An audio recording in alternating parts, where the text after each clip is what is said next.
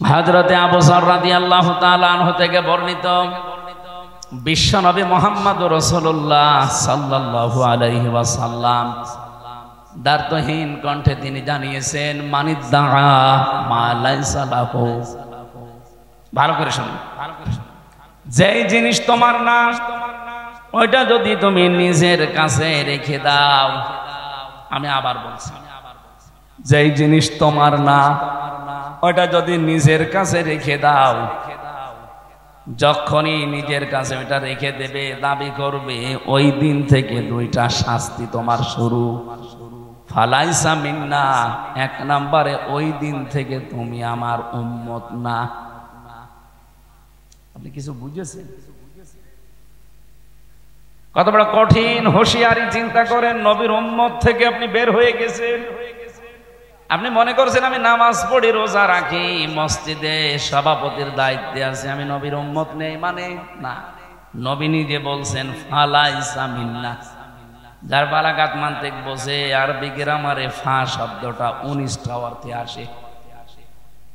আগের শব্দ যদি কারো ভেতরে থাকে, আগে যেটা নবীজি বললেন ওটা যদি কেউ দুনিয়ায় মেনে চলে, পরের যে হুকুম তার উপরে 100 ভাগ কার্যকর হবে। যেহেতু ফা না দিলে আমি হাদিসও পড়তাম না, এই ফাটা দিয়ে আমিও ঝামেলায় আছি। যে জিনিস যার না ওইটা যদি কেউ দাবি করে নিজের আয়ত্তে নিয়ে নেয়, প্রথম শাস্তি শুরু হয়ে যাবে ওই দিন থেকেই। সে আর নবীর উম্মত থাকবে না। বাংলার মুসলমানেরা যদি নবীর উম্মত আপনি থাকতে না পারেন, হয় আপনি ইহুদি, নাই খ্রিস্টান, নাই মুশরিক। এক কথা বলছেন, 4,500 লোক বাস করে, 4,500 ধর্মের লোক বাস করে দুনিয়ায়। এখন 810 কোটি মানুষ এখন পৃথিবীতে বসবাস করছে, মাত্র 175 কোটি আমরা। অন্তত অন্যান্য ধর্মে যারা আছে তারা তো আর নবীর উম্মত দাবি করে না। কয়েকদিন আগে সিঙ্গাপুরে ছিলাম, থাইল্যান্ডে গিয়েছিলাম, মালয়েশিয়া। অন্যান্য ধর্মের লোকদের সাথে আমি যখন রাস্তায় চলাফেরা করেছি, গাড়িতে, ইহুদিরা জিজ্ঞাসা করি যে আপনার নাম কি? নাম শুনেই আমি বুঝেছি যেটা ইহুদি। যখনই বলছে আপনার নবীর নাম কি, হোয়াট ইজ ইয়োর প্রফেট, নাম জিজ্ঞাসা করে বলে যিশু। যিশু মান আমরা যাকে হযরতে ঈসা নবী বলি, ওরা যিশু বলে ডাকে খ্রিস্টানরা। ইহুদিদের কাছে যদি বলা হয় আপনার নবীর নাম কি, বলে যোসেফ। যোসেফ মানে মুসা আলাইহিস সালাম। হযরতে মুসাকে ওরা যোসেফ বলে ডাকে। ইব্রাহিম নবীর নাম তারা পাল্টিয়ে আব্রাহাম বলে। বলছেন কথা বুঝে? এখন বলেন তো, যারা যোসেফ বলে ডাকছে, আমি ইহুদির সাথে মিশে প্রথমে ধরতেই পারি না যে ওটা ইহুদি। এত বড় বড় দাড়ি, জুব্বা একেবারে পা পর্যন্ত, পাগড়ি মাথায় দেওয়া একেবারে গোল করে, এইদিকে সামনে পেছনের কান্দে 4-5টা সাওয়াল পাওয়াল চলতেছে।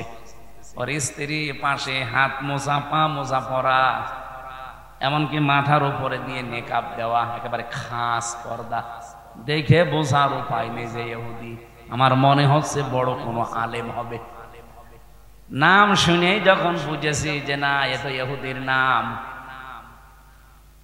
শুধু নাম শুনেই বোঝা না, নাম জিজ্ঞাসা করার পর আমি নবীর নাম জিজ্ঞাসা করি। নবীর নাম বললেই কেউ বলে যোসেফ, মানে ওটা ইহুদি। যিশু তার মানে খ্রিস্টান। অন্যান্য ধর্মের নবী যারা আছেন, ওরা ওদের নবীদের নবী বলতে ওদের ধর্মগুরুর নাম বলে, আর এরা সরাসরি নবীরই নাম বলছে, যে যিশু, যোসেফ, আব্রাহাম। ডেভিড বলে ডাকে দাউদ নবীকে তারা, ডেভিড। এবার আপনি যে প্রশ্নের জবাব দিতে পারবেন এখান থেকে, এই ইহুদি, এই খ্রিস্টান, এই মুশরিক, এই বৌদ্ধ যারা আছে, ওরা কোনদিন বলবে যে আমার নবীর নাম মুহাম্মাদুর রাসূলুল্লাহ? বলেন বলেন বলেন বলেন। তাহলে নবীজির হাদিস ছিল কি, যারা নিজের না এরকম জিনিস নিজের আয়ত্তে নিয়ে নেন, ওই দিন থেকে আপনি আর নবীর উম্মত নেই। কথাটা এখন আপনি ক্লিয়ার না, এই জন্য আপনার কিছু মনে হচ্ছে না। আমি পড়ি আমার ভয় লাগে। 2 নাম্বারটা তো আরো কঠিন, বলে তাবাওয়া মাকআদাহু মিনান নার, সে যেন জাহান্নামে নিজের একটা স্থান তৈরি করে নিল। বাংলাদেশ সহ বিশ্বের দিকে তাকান, আজ কত মানুষ যেটা তার না জোর করে নিজের আয়ত্তে নিয়ে নিচ্ছে। এই যে ইসরায়েল, বলেন তো 1940 সালে তাদেরকে থাকতে দিয়েছিল খালি গায়ে খালি পায়ে, শয়তানরা সারা দুনিয়ার কেউ তাদের ন্যায় নিয়ে ইহুদিদের। আমরা যেমন রোহিঙ্গাদের থাকতে দিয়েছি দয়া করে মানবতার খাতিরে, এরা 1940 সালে এদের খালি গায়ে খালি পায়ে থাকতে দিয়েছিল। অথচ শয়তানরা এখন তাদেরকে বাড়ি ঘর থেকে উৎখাত করে দখল করে দিচ্ছে। এ কথা বলছেন না কেন? এখান থেকে একটা কথা আছে কোরআনে সূরা ইউনূসের 99-100 নম্বর আয়াতে, ওয়ায়াজআলুর রিজসা আলাল্লাযীনা লা ইয়াকিলুন। কোন মানুষ যদি তার বিবেক জ্ঞান অনুযায়ী সিদ্ধান্ত নিতে না পারে, বিবেক অনুযায়ী যদি এই লোকটা কাজ না করে, তাহলে ভুল সিদ্ধান্ত তার উপরে আল্লাহ চাপিয়ে দেয়। এই নেতানিয়াহু নামে এই শয়তান, এই কোলাঙ্গার, এই জঘন্যতম পৃথিবীর মানুষ নামে একটা কলঙ্ক এই লোকটা, তার নিজের ইচ্ছা মিটাতে গিয়ে আজ যে ভুল সিদ্ধান্ত নিয়েছে, এটার কারণে আজ পুরা ইসরায়েল দাবানল চলছে। 108টা মেশিন ফিট করেছে, উন্নত পানি দিচ্ছে, কত স্প্রে দিচ্ছে না, জাহাজ পর্যন্ত পুড়ে ছাই হয়ে যাচ্ছে। কারণ এই আগুন তো আর হামজা লাগায়নি, কে লাগিয়েছে? কারণ আল্লাহর সিদ্ধান্তের বাইরে অবস্থান নিয়েছেন। বারবার পৃথিবীর মানুষ সতর্ক করেছিল যে এদেরকে থামান, নিজেদের যা আছে অতটুকু নিয়ে থাকেন না, ওরা সব দখল করে নিজের আয়ত্তে নিয়ে নেবে। ঠিক এই সিস্টেম এখন চালু করেছে ওরা। ভাই, এই নরেন্দ্র মোদী আমাদের বাপ দাদাদের দেওয়া হাজার হাজার বিঘা জমি জায়গা, যেগুলো মসজিদ, মাদ্রাসা, খানকা, ঈদগাহ, গোরস্থানের জন্য ওয়াকফ করা ছিল, শয়তানরা এখন এসে ওইগুলো সব অবৈধ আইন পাশ করে সব দখল করে ভেঙ্গে গুড়িয়ে দিচ্ছে। গোবিন্দ পরামানিক গত পরশুদিন দেখবেন একটা লাইভ, হিন্দু মহাজোটের মহাসচিব এই লোকটা গোবিন্দ চন্দ্র পরামানিক লাইভে বলছিল যে মোদী নামে এই মাতালটাকে হিন্দু সম্প্রদায় যারা পৃথিবীতে আছেন তারা একে থামান। এই মাতাল যা করছে পৃথিবী বসবাসের অযোগ্য হয়ে যাচ্ছে। অলরেডি ভারতে দাঙ্গা লাগিয়ে দিয়েছে। কি কথা বলছেন এখানে? যেহেতু প্রতিবেশী তো এ বাতাস আসলো বলে দেশে, কারণ ওদের সাথে কারোর মিল নেই। আপনি দেখেন ভারতের সাথে যে মালদ্বীপ, নেপাল, ভুটান, পাকিস্তানের তো নেই, আফগানিস্তানের সাথে একটা বর্ডার ছিল তাও মিল নেই, মায়ানমারের সাথে মিল নেই, চীনের সাথে মিল নেই, আমাদের সাথে মিল ছিল, বুবু ছিল, বুবু নেই, মিল নেই। বুবু ওখান থেকে যে কি করছে, জামিল মোহাব্বত একটু হয় আবার কেটে যায়। এজন্য কারোর সাথে যেহেতু ওদের সম্পর্ক ভালো না, মিল মোহাব্বত নেই, এই জন্য আমার মনে হচ্ছে এই বাতাস এই দেশেও আসলো বলে। সাম্প্রদায়িক সম্প্রীতি নাকি এই দেশে চলে না, নেই, অথচ তামাম দুনিয়ায় আছে। এই দেশে আগস্টের 5 তারিখের পর থেকে এই 9 মাসে সব চাইতে সাম্প্রদায়িক সম্প্রীতি বৃদ্ধি হয়েছে। এতদিনও হতে পারেনি শুধু ওদের কারণে। একটা রিপোর্ট পেয়েছিলাম, 100 ভাগের প্রায় 58 ভাগ সম্পদগুলো বুবু এবং তারা যারা আছে দায়িত্বে, তারা হিন্দুদের এবং অন্যান্য ধর্মের মানুষের সম্পদগুলো তারা বিভিন্ন কায়দায় আত্মসাৎ করেছে, মেরে খেয়েছে, বাংলা যেটা বলে। আমি এই রিপোর্ট নিজে বানাইনি, আপনি পত্রিকার রিপোর্টগুলো আমি নিজে নিজে পড়িয়েছি, সেইটা একটু বললাম। যেহেতু এই 9 মাসে এগুলো আর হচ্ছে না, এই জন্য অনেকের মাথা খারাপ হয়ে গেছে যে না কিছুই তো হয় না, এভাবে চললে তো টিকে যাবে। এই জন্য বিভিন্ন ধোয়া তোলে মাঝে মাঝে। বাবু ওখানে বসে বসে 27টা কুলু তৈরি করেছিল বাংলাদেশকে অস্থিতিশীল করার জন্য, একটাও কাজে লাগে না। কখনো রিকশা লীগ, কখনো আনসার লীগ, কখনো হেলমেট লীগ, বিভিন্ন নাম নিয়ে তারা নামতো, যে দেশকে অস্থিতিশীল করে দিলে বিশ্বের মোড়লরা যেন বলতে পারে এই দেশ আর বসবাসের যোগ্য না। আর পাশে আমাদের প্রতিবেশী দাদারা তো আছে। কোরআনে কারিমে আল্লাহ কড়া ভাষা দিয়েছেন, লা তাজিদান্না, লামে তাকিদ নুনে সাকিলা। আল্লাহ বলেন, গ্যারান্টি দিয়ে বলছে, লা তাজিদান্না সাদ্দান্নাসি আদাওয়াতাল লিল্লাযিনা আমানুল ইয়াহুদা ওয়াল্লাযিনা আশরাকু। এই পৃথিবীতে দুইটা জাতি মুসলমানদের জন্য, ইমানদার মানুষদের জন্য ভয়ঙ্কর জঘন্যতম শত্রু হিসাবে কাজ করে যাবে, একটা ইহুদি আর একটা মুশরিক। আপনি তামাম দুনিয়ার দিকে তাকান, মুসলমানদের কিন্তু এই দুইটাই শত্রু এখন জঘন্য। একটা ইহুদি আর একটা কি, এই যে আমাদের পাশে দাদা বাবুরা যারা মুশরিক, এরা অন্যের সম্পদগুলো দখল করে নিচ্ছে। এমনকি আগস্টের 5 তারিখের পরেও বাংলাদেশে বহু মানুষের চরিত্রে আমরা এটা দেখতে পেয়েছি, বিভিন্ন মানুষের জিনিস তারা নিজের মনে করে নিয়ে নিয়েছে। রাজশাহীতে হয়তো এখনো শুরু হয়নি। যারা যারা মানুষের সম্পদ নিয়েছেন, যেভাবেই নেন ওটা ফেরত দেবেন, নয়তো আপনি মরে গেলে জানাজা দেওয়া, কবরে দেওয়া মিথ্যা কথা হবে। কারণ আমি কি বলে দেব আপনাকে, বিসমিল্লাহি ওয়া আলা মিল্লাতি রাসূলিল্লাহ, আল্লাহর নামে রসুলের আদর্শের উপরে রেখে গেলাম, আপনি তো রসুলের আদর্শে আর নেই। আমার এই কথার ওজন যারা টের পেয়েছেন তারা চুপ করে আছে। আপনি টের পেয়েছেন?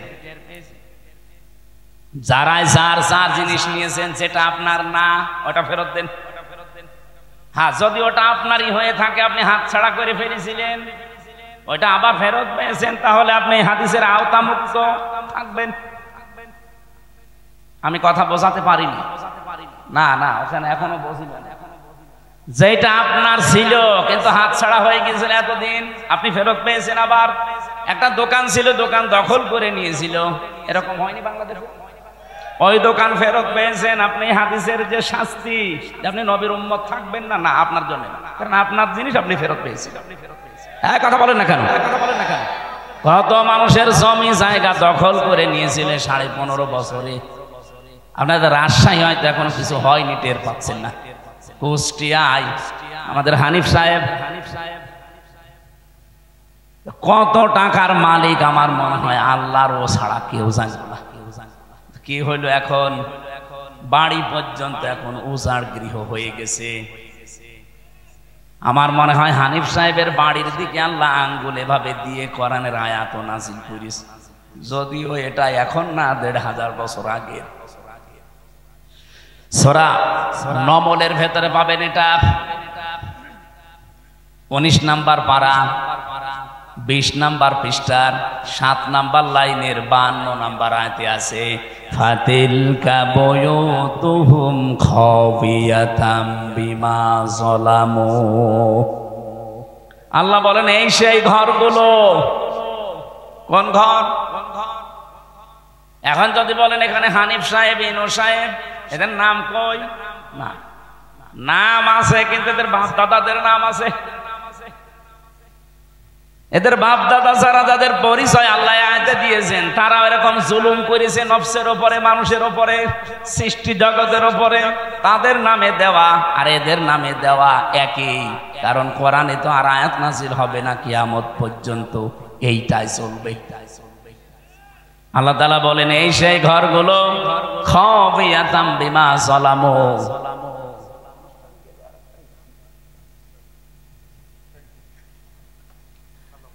আমার ভাইরা, আল্লাহ যেন নিজে আঙ্গুল দিয়ে এভাবে ইশারা দিয়ে জানাতে চাচ্ছিলেন, হে পৃথিবীর মানুষেরা, একটু এই দিকে তাকান। আমি আয়াতটা আগস্টের 5 তারিখের পর থেকে মিলিয়েছিলাম যে হ্যাঁ, মিলে যাচ্ছে। আল্লাহ আমার মনে হয় বাংলাদেশের এই 64 আগে আগে প্রশ্ন করছে যে রিমান্ড চাইলো 10 দিন 6 দিন দিলেও অবশ্যই এই কি ম্যাজিস্ট্রেট, এই ম্যাজিস্ট্রেট মনে হয় আপনার দলের লোক। আমার দলের লোক হবে কি করে? জীবনে আমি তার নামও শুনি নাই, তার কোনোদিন দেখিও নাই, আর সে আমাকে চেনে কিনা আমি তাও জানি না।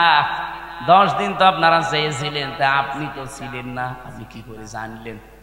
তার মানে ওখান থেকে সবকিছু ম্যাজিস্ট্রেটকে বলে দিয়েছে, যা যা ও তাই তাই করছে।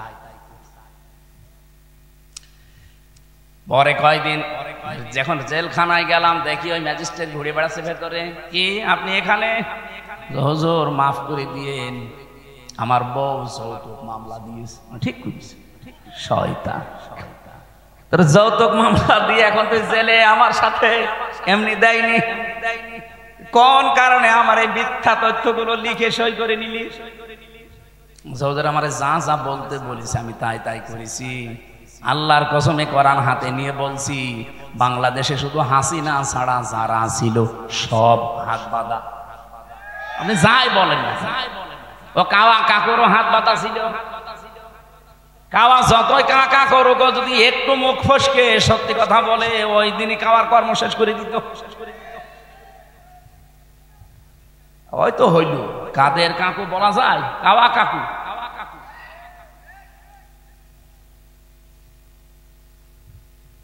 বলেন তো, এই যে স্তরে স্তরে সাজিয়ে রেখেছিল সব জায়গায়, কোনদিন ঘূর্ণাক্ষর চিন্তা করেছে যে আমাদের এগুলো কোনদিন হারিয়ে যেতে পারে?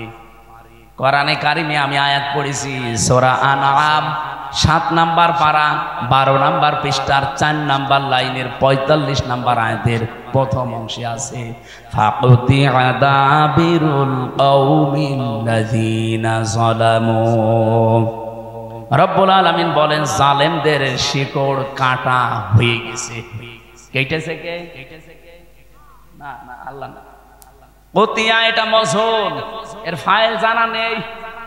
জালেমদের শিকড় যে কাটা হয়ে গেছে, কেটেছে কে?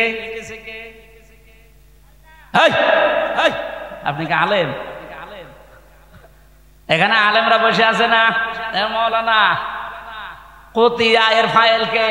জানা নেই, কেউ জানে না। জালেমদের শিকড় কাটলো কে? আপনি হানিফের বাড়ি এখন যে জিজ্ঞাসা করেন যে একটা পায়খানার ইটও নেই, প্যানও খুলে নিয়ে চলে গেল, গেল কি? কেউ জানে না। শুধু কি হানিফের বাড়ি, সারা বাংলাদেশে জালেমদের অবস্থা একই। যায় হালকা পাতলা দু একটা ছিল। এই ফেব্রুয়ারির 5 তারিখে আযাবুল বুলডোজার নাজিল হয়ে সব এ জেলায় নাজিল হয়নি নাকি? এত নাম বলা যায়? যাক, সম্মান আছে বলে তো দিয়েছেন, না তো দিতেন না। অবশ্যই সম্মান তাদের আছে। ওয়ারাফা'না লাকা যিকরাক, আল্লাহ এদের মর্যাদা সম্মান শুধু দুনিয়া না, উভয় জগতে যেন বাড়িয়ে দেন। আমরা কি সত্যি সম্মান মর্যাদা চাই? বলেন বলেন। যাদের কামনা করলাম, আপনারা একটু মন খুলে দোয়া করেন তো, আমিন। আলিল্লাহিল ইজ্জাতু ওয়া লিরাসূলিহি ওয়া লিল মুমিনিনা ওয়ালাকিন্নাল মুনাফিকিনা লা ইয়ালামুন। আল্লাহ তাআলা বলেন সূরা মুনাফিকের ভেতরে আছে যে সম্মান, ইজ্জত, মর্যাদা এটা আমি আল্লাহ আমার জন্য, আমার রাসূলের জন্য, আর যারা দুনিয়ায় ঈমান আনে তাদের জন্য আমি এটা নির্ধারিত করে রেখেছি। এজন্য সম্মান জোর করে পাওয়া যায় না। জোর করে পাওয়ার জন্য যারা চেষ্টা চালিয়েছে তাদেরকে আল্লাহ এত নিচে নামিয়েছে, তাদের নাম এখন গালি হয়ে গেছে। ইয়াজিদ, এই লোকটা সুন্দর একটা নাম না? অনেক সুন্দর নাম ইয়াজিদ, অনেক সুন্দর নাম, অর্থ অনেক সুন্দর, কিন্তু নামটা এখন বিশ্বে কালের আবর্তনে এটা গালি। কাউকে যদি রাগাতে চান বলবেন এজিদের বাচ্চা, রেগে যাবে। অথচ নামটা খারাপ। মীর জাফর, এ ভাইয়ের নামের শেষে মীর আছে, আর ওই লোকটার নামের আগে মীর। মীর জাফর নাম যদি আপনি কাউকে বলেন যে মীর জাফর, ওকে খুশি হবে না রাগ করবে? নামটা কিন্তু সুন্দর। একজন সাহাবীর নাম জাফর, তার আগে মীর সম্মানসূচক শত একটা শব্দ লাগিয়ে দিয়েছিল। এরকম নামটাও গালি হয়ে গেছে, আজ মানুষ রাখতে চায় না। যারা এই দেশে জুলুম করেছিলেন মানুষের উপরে, নাম যতই সুন্দর হোক দেখবেন কিছুদিন পরে নামটাও গালি হয়ে যাবে। এখন অলরেডি গালি হয়ে গেছে। কাউকে যদি আপনি রাগাতে চান শুধু বলবেন হাসিনা, রেগে যাবে। হ্যাঁ, আপনি দেখেন, আমি জেলে থাকাকালীন আমার মেয়েটাকে আমি রেখে গিয়েছিলাম 7 মাস, এখন প্রায় 4.5 বছর হয়ে গেল তার বয়স। এই ফিরে এসে ওর নাম, ওর সামনে যদি এই নাম বলি, ও আগেই কথা তো এখন বলতে শিখেছে, ওই সময় তো আর কথা বলা শিখে না।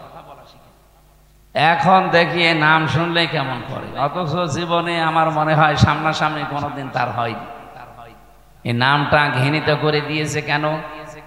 পৃথিবীতে আপনি এখন 6 জনের নাম পাবেন, এদের নাম শুনলে তামাম দুনিয়ার, সে যেই হোক, ধর্ম তার আলাদা থাকতে পারে, ও ঘৃণার চোখে দেখবে তার নামটা। 1 নম্বরে 3 জন পরপর আমরা ইহুদির নাম পেয়েছি। হিটলার একে মুসলমান না খ্রিস্টান? খ্রিস্টান ছিল। 2 নম্বরে নাম এসেছে এখন এই যেটা চলছে নেতানিয়াহু। 3 নম্বরে আমাদের প্রতিবেশী মোদি। 4 নম্বরে যেটা পালিয়েছে আমাদের এইটা, ওটার নাম কেমন যেন লাগে, এটা ছাতা নিতে চাই না। এই নামগুলো ঘৃণিত করে দিয়েছে কেন? কারণ সম্মান মর্যাদা যার ভেতরে, এদের ভেতরে এই জিনিসগুলো নেই। আল্লাহ মর্যাদা রেখেছেন সূরা মুজাদালার 11 নম্বর আয়াতে আছে, ইয়ারফাউল্লাহুল্লাযীনা আমানু মিনকুম ওয়াল্লাযীনা উতুল ইলমা দারাজাত। এই পৃথিবীতে যারা ঈমান আনার পরে তাদের যোগ্যতা, জ্ঞান এগুলো অনুযায়ী টিকে থাকতে পারে, আমল করা মানে কাজ করা, টিকে থাকা। আল্লাহ বলেন এই মানুষগুলো দিন যত যাবে তার মর্যাদা তত বাড়তে থাকবে। এই জন্য ইয়ারফা, এটা মজারে, বর্তমান ভবিষ্যৎ, প্রেজেন্ট ফিউচার। সম্মান মর্যাদা ইজ্জত আল্লাহ কোথায় রেখেছে আমরা আন্দাজে অন্য জায়গায় তালাশ করি। সম্মান মানুষ পাবে ঈমান আনবে, সম্মান মানুষ পাবে তার জ্ঞান অনুযায়ী, যোগ্যতা অনুযায়ী কাজ করে। আমার কথা বোঝা গেছে? এখন যদি বলেন যে যাদের ঈমান নেই তাদেরও তো মানুষ সম্মান দেয়, সামনাসামনি সম্মান দিলে পেছনে যেয়ে দেখবেন তার অত্যাচারের কারণে এমন গালি দেয়। আমি একটা উপন্যাস পড়ছিলাম, এই হাজ্জাজ বিন ইউসুফ লোকটা একটা লোক ছিল দুনিয়ায়, এত জালেম, মানুষের আসল নাম ভুলে গিয়েছিল। ওই সময় মানুষ ডাকতে হয়েছে ওর নামই জালেম। আইক পেয়াদা যারা আছে দেশের জনগণ এসে বলছে আপনার জন্য তো রাস্তায় আর বের হওয়া যায় না, মানুষ শুধু আপনার নামে গালি দেয়। তাও এমন এমন নিকৃষ্ট গালি বানিয়েছে। গালি দেয় কে গো? এত সাহস কার দেখি? একটা ছদ্মবেশ নিয়ে রাস্তায় গেছে, এক গ্রাম্য লোকের সাথে দেখা হলো। হাজ্জাজ বিন ইউসুফ, এই লোকটা কেমন? ও তো জালেম। কেমন? জালেমের বাচ্চা জালেম। 2-3 বার এই কথা শুনে ওর মেজাজ গেছে খারাপ। এই বেটাই, আমার চেনো না তো? আমি সে হাজ্জাজ। ও আপনি? চিন্তা করছে আমার তো মাথা থাকবে না, ডাক দিয়ে বলছে বাদশাহ আপনি আমারে চেনেন না তো? আমি এই গ্রামের ওই লোক যার মাসে 2 দিন মাথা খারাপ হয়, আজকে তোর পয়লা দিন। ও তুই পাগল? কারে ধরলাম? পাগল বলে ওই দিন বেঁচে গিয়েছে, তাছাড়া বাঁচার কথা ছিল। আমরাও এই 15.5 বছর পাগল বলি বেশি। হ্যাঁ, কথা বলছে। সম্মান মর্যাদা কিসের ভেতরে আপনি এখনো টের পাননি। এই জন্য আহ্বান জানাবো, যদি সম্মান মর্যাদা, শান্তি, স্বস্তি, নিরাপত্তা, কল্যাণ এগুলো পেতে চান, দুনিয়াতে আল্লাহ হক দিয়েছেন, অধিকার দিয়েছেন। উলাইকা লাহুমুল আমনু। আল্লাহ যেন এভাবে আঙ্গুল দিয়ে দেখাচ্ছে, এটা ইসমে ইশারা। উলাইকা লাহুমুল আমনু, এই মানুষগুলোই শান্তি, স্বস্তি, নিরাপত্তার হকদার। কারা? আল্লাযীনা আমানু ওয়া লাম ইয়ালবিসু ঈমানাহুম বিযুলমিন, যারা ঈমান আনার পরে তাদের ঈমানের সাথে জুলুমকে মিশ্রণ করে না। এখানে জুলুম মানে শিরিক। সুতরাং ঈমান যারা আমরা এনেছি, যেহেতু এদেশে 92% মুসলমান ঈমান আমাদের আছে, ঈমান আনলেই শুধু নিরাপত্তা পাওয়া যাবে না, ঈমানের সাথে যেন শিরিক মিশ্রণ না হয়। যেহেতু শব্দের অর্থ আমরা দুইটা বললাম, 1 নম্বরে শিরিক, 2 নম্বরে জুলুম। ঈমান আমরা এমন ভাবে আনতে চাই আমাদের ঈমানে যেন শিরিক আর জুলুম একটাও মিশ্রণ না ঘটে। কি কথা বলেন না কেন? এতটুকু বলার পর আল্লাহ শেষ করে দেননি। আল্লাহ পাক বলেন উলাইকা লাহুমুল আমনু ওয়া হুম মুহতাদুন, এই মানুষগুলোই নিরাপত্তা, শান্তি, স্বস্তি পাওয়ার হকদার এবং এরা হেদায়েতের উপরে আছে। কথাটা ছোট্ট, কিন্তু এর ব্যাখ্যা এত বেশি আছে কোরআনে। আজ আমরা নিরাপত্তাহীন হয়ে যাচ্ছি দিন দিন। 24-এর এই জুলাই আগস্টের বিপ্লবের পরে যাই চলছিল, হঠাৎ দৃশ্য কিন্তু পাল্টিয়ে যাচ্ছে। আমরা নিরাপত্তার বলয় থেকে বের হয়ে যাচ্ছি। এর সবচাইতে বড় সমস্যা হয়ে দাঁড়াচ্ছে এখন আমাদের প্রতিবেশী নামে কলঙ্ক, এই মুশরিকরা। 2 নম্বরে ওই যে 7 সমুদ্র 13 উপার থেকে আরেকটা দল চেষ্টা চালাচ্ছে। এখানে নিরাপত্তা যদি আমরা সত্যি পেতে চাই, রাশিয়ার কাছে, চীনের কাছে, আমেরিকার কাছে, ভারতের কাছে পাওয়া যাবে না। আমাদের যেহেতু আরেকটা জগতে বিশ্বাস আসে, সেই হিসাবে বলছি এই পৃথিবীর ময়দান আমরা নিরাপত্তা পেতে চাই কার কাছে? এজন্য ঈমান যা আছে এটা যেন নষ্ট না হয়। ঈমান আনার পরে যারা ওই আমল করবে, ঈমানে যা শিখেছে, আমি খুতবার ভেতরে যে কথাগুলো আরম্ভ করেছিলাম, ওয়া শাহাদু আল্লা ইলাহা ইল্লাল্লাহ ওয়াহদাহু লা শারীকা লাহ, এ পর্যন্ত আমি শেষ করে দেইনি। আমরা এমন আল্লাহর স্বীকৃতি দিয়েছি যার কোনো শরীক নেই, তিনি একা।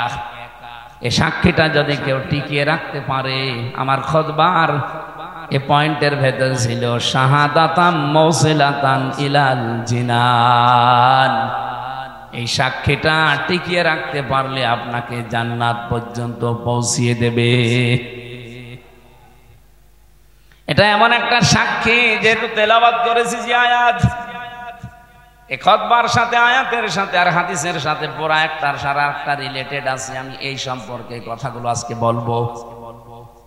আমার কথা ছিল এটা, আমরা শান্তি, স্বস্তি, নিরাপত্তা, সম্মান, মর্যাদা, ইজ্জত এগুলোর জন্য আজ অনেক কিছু করি। যাদের সম্মান কামনা করেছি আল্লাহ তাদের ঈমান এবং আমল অনুযায়ী যেন দুনিয়া আখিরাতে আরো বাড়িয়ে দেন, বলেন আমিন। দরুদ আর সালাম পড়ছি আমাদের নবী, মানবতার মহান শিক্ষক মুহাম্মাদুর রাসূলুল্লাহ সাল্লাল্লাহু আলাইহি ওয়াসাল্লামের প্রতি। এদিকে তাকান। জীবন চালানোর জন্য আল্লাহ কোরআন দিয়েছেন, আদর্শ মানার জন্য নবী পাঠিয়েছেন যিনি মুহাম্মাদুর রাসূলুল্লাহ। ও বাংলার মুসলমানেরা, এই 2টা জিনিস আমাদের সামনে থাকার পরে পৃথিবীতে কার আইন মানার জন্য আপনি চেষ্টা চালান বলেন তো? আপনি কি পাগল না মাথা খারাপ? দুনিয়া চালাতে আল্লাহ আইন বানিয়ে পাঠিয়ে দিয়েছেন। আমরা যে সংবিধান বানাবো কে দিয়ে, সেই নামে আল্লাহ একটা সূরা দিয়েছেন, সূরা ফুরকান। সংবিধান, ফুরকান মানে কি? সংবিধান। 77টা আয়াত আছে এখানে, 73টা ধারা আছে। আজকে 318 পৃষ্ঠা নারী সংস্কার যারা করে, নারী কমিশন বানিয়ে 318 পৃষ্ঠার বই লিখে জমা দিয়েছে। কোরআনে কারিমের প্রায় 11টা না 13টা আয়াতের ভুল ধরেছে তারা। আমি আজকে পুরাটা প্রায় 318 পৃষ্ঠা 3 দিন মিলে পুরাটা পড়লাম। এই 318 পৃষ্ঠার ভেতরে আমার মতো ছোট মাথা, তাই আমি 13টা ভুল পেলাম যে কোরআনের ডাইরেক্ট বিরুদ্ধে, আর বাকিগুলো হাদিসের বিরুদ্ধে। এরা সাহস কিভাবে পেয়েছে তার পেছনেও কারণ আছে। যে কয়টা রিপোর্ট দিয়েছে এদের না নারী মনে হয় না পুরুষ মনে হয়। কি কথা বলছে? এদের চেহারার দিকে তাকান, এই নারী কমিশনারে যে কয়টা আছে কমিশনে, একটাও কি মহিলার মতো লাগে? মহিলাদের তো একটা কাটিং কুটিং আছে, এদের কি কি কাটিং, হিজলা কাটিং। এই হিজরাদের এত সাহস হয়তো না, এর পেছনে রাঘব বোয়াল আছে, কেউ কল কাঠি নাড়ছে। আজকে হেফাজত ইসলাম বাংলাদেশ থেকে একটা ঘোষণা এসেছে, এদের রায় না, এদের কমিশনই আমরা মানি না। কথা বলেন না কেন? এদের রিপোর্ট পেশ কমিশনই মানি না। এদেশে 92% মুসলমান। ভারতে কোরআনের 26টা আয়াতের বিরুদ্ধে ওরা কেস করেছিল, তামাম দুনিয়া ফুঁসে উঠেছিল। আর এখানে অলরেডি 13টা আয়াতের বিরুদ্ধে, এটাও তো একটা কেস। আমরা চাই এই মানুষগুলোর পেছনে যারা আছে তাদের সহ আইনের মুখোমুখি করে তাদের বিচারের আওতায় আনা লাগবে। এবং আপনি মানব অধিকারের নাম নিয়ে, বাক স্বাধীনতার নাম নিয়ে, সমান অধিকারের নাম নিয়ে কোরআনের বিরুদ্ধে, হাদিসের বিরুদ্ধে কোনো কথা যদি সামনে কেউ বলে, কোনো বিচার লাগবে না, ওরে মেরে ফেলা লাগবে। হ্যাঁ, কথা বলেন। সময় এখনই যাচ্ছে, এখনো যদি এভাবে ছাড় দিয়ে চলে যান, বিপ্লব যেটা এসেছিল এই বিপ্লব টিকিয়ে থাকা সম্ভব না। এই আয়াতের যেটা পড়লাম না, এই আয়াতের একটু আগে আছে আনাকিমুদ্দিন ওয়ালা তাতাফাররাকু ফি, তোমরা দিন কায়েম করো, এ ব্যাপারে মত পার্থক্য করবা না। দিন কায়েম বাংলাদেশে নেই, আছে? আয়াতের ব্যাখ্যা আধুনিক একটা শব্দ বলছি, এদিকে তাকান। দিন যেহেতু কায়েম আমাদের দেশে নেই, যতটুকু দিন আছে ওইটা টিকিয়ে রাখার চেষ্টা করা সর্বাত্মকভাবে, এইটাও একটা কায়েম। আমাদের দেশে দিন যতটুকু আছে ওইটা টিকিয়ে রাখা লাগবে না? বলেন বলেন। এই যে নামাজ 5 ওয়াক্ত আপনারা মসজিদে পড়েন, এটা দিন না? স্যার তো এটা বোঝাচ্ছিল যে আমাদের নামাজ আছে, অন্তত নামাজটা যেন টিকে থাকে। আমরা প্রকাশ্য কেউ এই দেশে জেনা করি না, কি করি? গোপনে কাপনে যেগুলো আছে ওগুলো বাদ দেন, প্রকাশ্যে যেন এইটা কেউ করতে না পারে। ওরা 3 নম্বর পয়েন্টে লিখেছে, দেহ আমার, সিদ্ধান্ত আমার। এটা যদি মেনে নেওয়া হয় তাহলে জেনা ব্যভিচার কি গোপনে থাকবে না প্রকাশ্যে শুরু হবে? ওরা 2 নম্বর পয়েন্টে লিখেছে যে এখানে বিবাহের ক্ষেত্রে পুরুষের যে অধিকার আছে মহিলার সে অধিকার নেই, এটা আল্লাহর সিদ্ধান্ত ঠিক হয়নি, এটা ভুল হয়েছে। এরা আমার মাঝে মাঝে চিন্তা হচ্ছে পুরা বইটা না পড়লে আমার ভালো হতো, পড়ে আমার এখন মাথা খারাপ হয়ে গেল যে এর সাহস পেল কোথায়। যেহেতু কোরআনে কারিম আমাদের সামনে আছে, সংবিধান হিসাবে পৃথিবীর কারো কাছে কিছু ধার করার কোনো দরকার নেই। আর আদর্শ মানতে গিয়ে যেহেতু নবী নিজে এসেছে আমাদের কাছে, সুতরাং পৃথিবীর কাউকে আদর্শ মানা অন্তত দরকার নেই। এই 2 বিষয়ে আমরা একমত আছি না? এবার আসেন আমরা মূল আলোচনায় যাচ্ছি। সূরা শূরা 13 নম্বর আয়াতের মাঝের একটা অংশ পড়েছি। আমি এতটুকু আয়াত পড়েছি ঠিক, কিন্তু এর ভেতরে যত কথা লুকিয়ে আছে তাফসীর আকারে কথা বলতে গেলে কয়েক ঘন্টা সময় চলে যাবে এর ভেতর থেকে। আমরা একটা হাদিস পড়েছিলাম, হাদিসের হালকা ব্যাখ্যা করে আমরা আয়াতে চলে যাচ্ছি। হযরতে আবু যর রাদিয়াল্লাহু তাআলা আনহু থেকে আমার প্রশ্ন ছিল কি বলেন তো, জালেমদের এত বড় শিকড় যদি কেটে ফেলা হয়ে যায়, আগামীতে যারা চেয়ারে বসবেন, কারা বসবেন আমরা জানি না, যারাই বসবেন সাবধান, জনগণের উপরে যেন জুলুম না হয়, তাহলে 5 বছর পরে আপনার বাড়িও শ্মশান হয়ে যাবে। এ পর্যন্ত বুঝেছেন নাকি হাঁ করে আছেন? সুতরাং যার যা জিনিস নিয়েছেন, চুরি করে হোক, ডাকাতি করে হোক, চাঁদাবাজি করে হোক, যা নিয়েছেন যেটা আপনার না ওটা ফেরত দেন। হ্যাঁ, যদি আপনার জিনিস আপনি ফেরত পান অসুবিধা নেই। এই যে ইসলামী ব্যাংক, যাদেরটা তারা ফেরত পেয়েছে। অনেকে বলছে না এটা চিন্তায় হয়েছে। চিন্তা হয়েছে মানে ইসলামী ব্যাংকে আপনার বাবার নাকি? যাদের ব্যাংক তারা ফেরত পেয়েছে, তাদের মাথার ঘাম পায়ে ফেলে টাকা দিয়ে ব্যাংক করা। কথা বলে না, ব্যাংক কাদের দ্বারা ফেরত পেয়েছে? জিনিস যার, সে যদি ফেরত পায় এই হাদিসের আওতা মুক্ত থাকবে সে। কিন্তু আপনার জিনিস না, আপনি বাবা শাহজালাল সব হালাল বলে দখল করে নিচ্ছেন। এটা যারা করেছেন আগামীতে ফেরত দিয়ে দেন কালকে, নাই তো আপনি নবীর উম্মত আর নেই। আপনি মরে গেলে আমারে দিয়ে জানাজা না, কাবার ইমাম দিয়ে জানাজা পড়িয়ে মাটি দেবেন, কবরে আযাব শুরু হয়ে যাবে। এরপরেও যদি কেউ না বোঝার ভান করে থাকেন, এদিকে আসেন, এদিকে আসেন, আসেন, আসেন, এমন জোরে কানের নিচে দুইটা দেব না, সব টের পেয়ে যাবে। যাব না,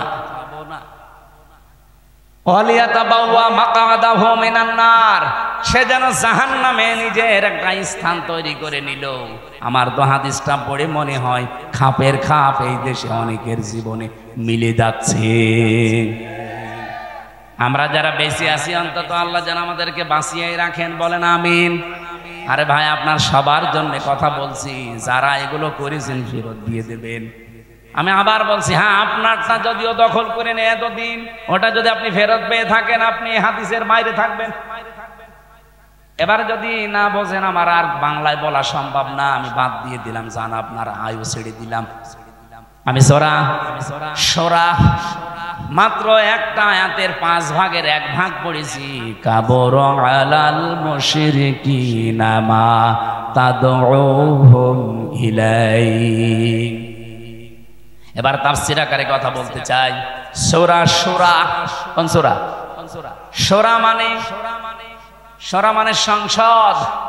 তাহলে সংসদ এই শব্দটার নামে আল্লাহ একটা সূরা দিলেন, অথচ এই 54 বছরে আমরা সংসদে যেতে চাইলেই আমাদের উল্টাপাল্টা কথা বলতো। কি বলতো না? আরে ভাই, সংসদ নামে একটা সূরা আছে, সংসদ চলবে যে জিনিস দিয়ে, তার নাম সংবিধান। শেষ দিনে হক দিয়ে, সত্য বিধান দিয়ে, হেদায়েত সহকারে লিযহিরাহু আলাল আদিয়ান। দুনিয়ায় যত দিন ধর্ম আছে সব কিছুর উপরে ইসলামকে বিজয় করার জন্য। এজহার মানে কি? আমরা অনেকে মনে করি এজহার মানে নুন সাকিন মিম সাকিনের কায়দা। এটা এজহার মানে স্পষ্ট করা না।